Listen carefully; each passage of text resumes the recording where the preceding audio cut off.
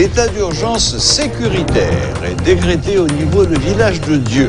Les résidents de ce bidonville vivent depuis le début de cette semaine dans un régime sécuritaire différent de celui de l'ensemble du territoire.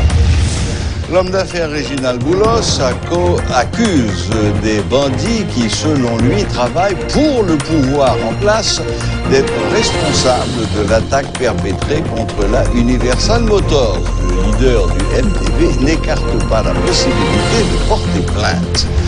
La Chambre de commerce américaine en Haïti condamne les actes de violence perpétrés dans la capitale mercredi dernier. La AmCham adresse ses sympathies à ses membres qui en ont fait les frais directement ou indirectement. Après l'incendie qui a ravagé une bonne partie de la Universal Motors, notamment le showroom, les services des archives et la direction générale, le propriétaire, Réginald Boulos, estime qu'il est encore trop tôt pour faire une évaluation exhaustive des dégâts occasionnés par cette attaque. L'homme politique accuse des bandits qui, selon lui, travaillent pour le pouvoir en place d'être à l'origine de ce drame. Aucune perte en vies humaines n'a été enregistrée, se réjouit-il, affirmant qu'il n'écarte pas la possibilité de porter plainte. Les employés de l'entreprise ne seront pas mis au chômage, garantie donnée par l'entrepreneur qui promet sous peu la reprise des services de la compagnie. Suivez ce reportage de Rudolph Pierre-Louis. Le plus grand showroom de la Caraïbe, pour paraphraser l'homme d'affaires Réginald Boulos, est parti en fumée.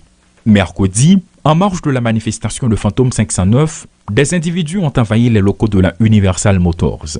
Entre vols, incendies, pare-brise cassés et vandalisme gratuit, plusieurs véhicules flambant neufs ont été mis hors service. Aucun bilan officiel n'est encore communiqué, mais les évaluations ont débuté ce vendredi, assure le propriétaire. En 10 minutes, employés en danger, clients en danger, business en du feu. Je savais à gang aujourd'hui, puis on vient attaquer nous. Employés blessés, employés prennent coup. Yo cherché kidnapper. Yo n'a pire ancien employé Nissan. Même si t'as à côté là. Depuis 86 il dans Nissan. Yo bail directeur crédit à coup parce qu'elle t'a cherché défendre. Yo blessé. 2 employés nous. Gain c'est dans l'échelle yo sorti là derrière nous. Puis yo t'échapper. Le département des finances, de la comptabilité, la direction commerciale sont ravagés.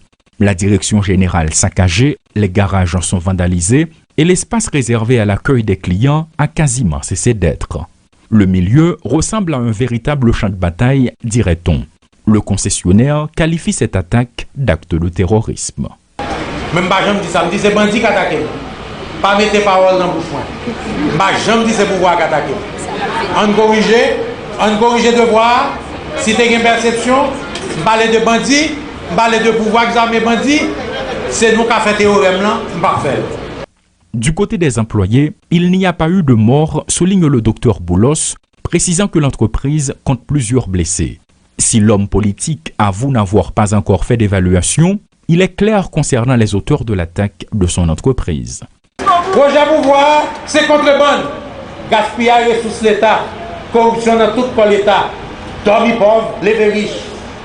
Projet Sahachita sous groupe gang, mafia dans le secteur privé, avec politiciens sans vision. Tout au long de son intervention d'environ 20 minutes, Réginald Boulos a critiqué les oligarques politiques. Les manifestants n'ont pas attaqué son entreprise, selon M. Boulos, qui désigne un petit groupe infiltré muni de cocktails Molotov et d'armes comme les auteurs de ce désastre.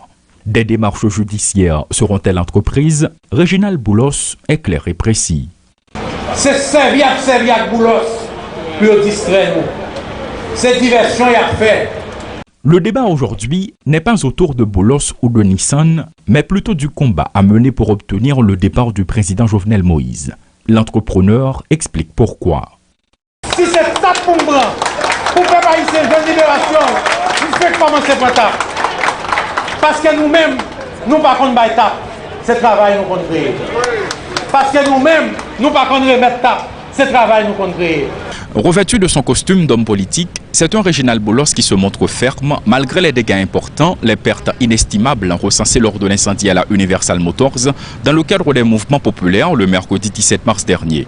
Je n'ai pas encore de date précise pour annoncer la reprise des activités, a-t-il déclaré. Par contre, les employés de la compagnie ne seront pas au chômage, a garanti l'homme d'affaires. Pour l'instant, aucun bilan n'est encore dressé, mais cela viendra sous peu, a-t-il assuré. Ce n'est pas la première fois que Réginald Boulos a subi des pertes. Les 6, 7 et 8 juillet 2018, se rappelle-t-on, c'était le cas. Et 3 ans plus tard, soit le 17 mars 2021, ce sont les mêmes scénarios. Tout porte à croire que l'entrepreneur est dans le collimateur de quelqu'un et ce sont des images qui sont loin d'envoyer des messages positifs à ceux qui veulent investir en Haïti. Paul Léel et Rodolphe Pierre-Louis pour Télémétropole.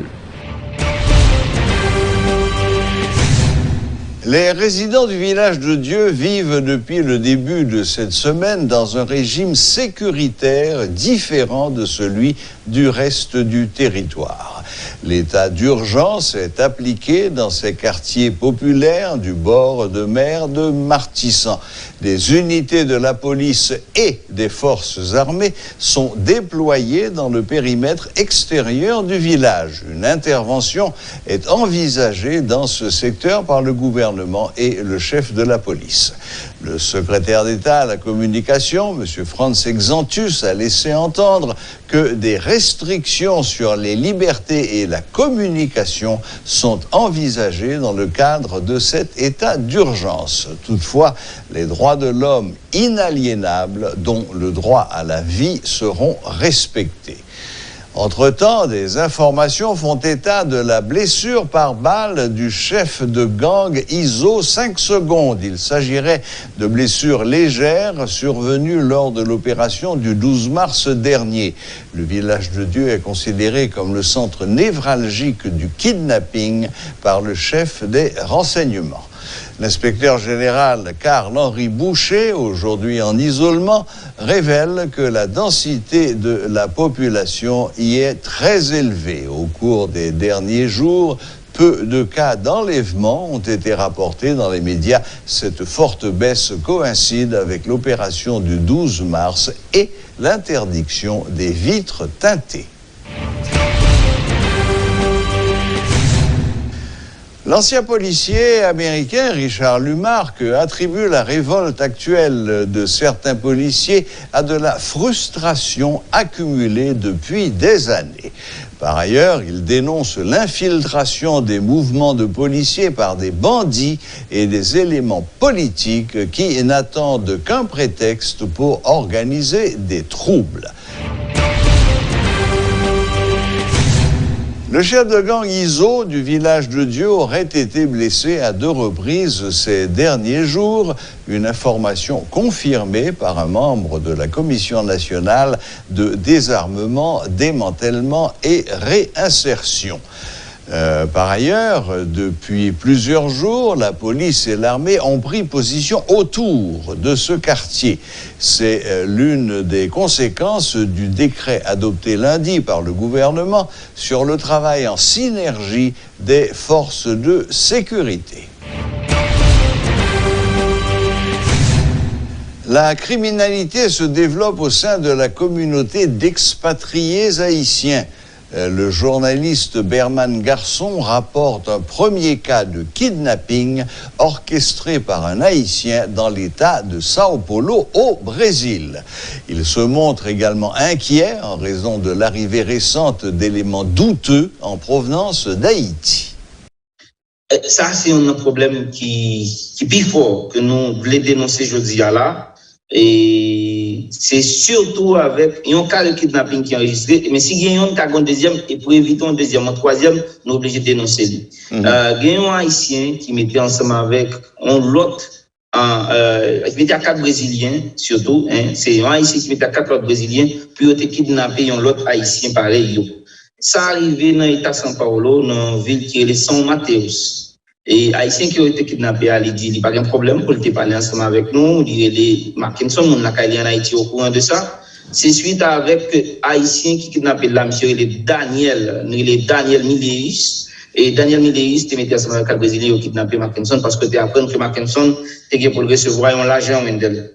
Et automatiquement, il est au courant de ça, il fait complot, il kidnappe les Haïtiens. Enfin, du Haïtien, sa victime en pile. Jusqu'à présent, monsieur, l'hôpital, depuis le cassé, et il a pris soin, c'est l'autre Haïtien qui pas très connaître lui, qui a aidé lui, qui était solidaire avec, qui a pris soin lui. Donc ça veut dire qu'en plus d'enlèvement, de séquestration, il a torturé, monsieur? En pile. Il a marré code dans le cours, il a traîné, il colle plein marque, il blessé plusieurs côtés, depuis le cassé, il a mis le long sachet noir et a jeté l'autre côté en pensant qu'il a mouru dans le sachet.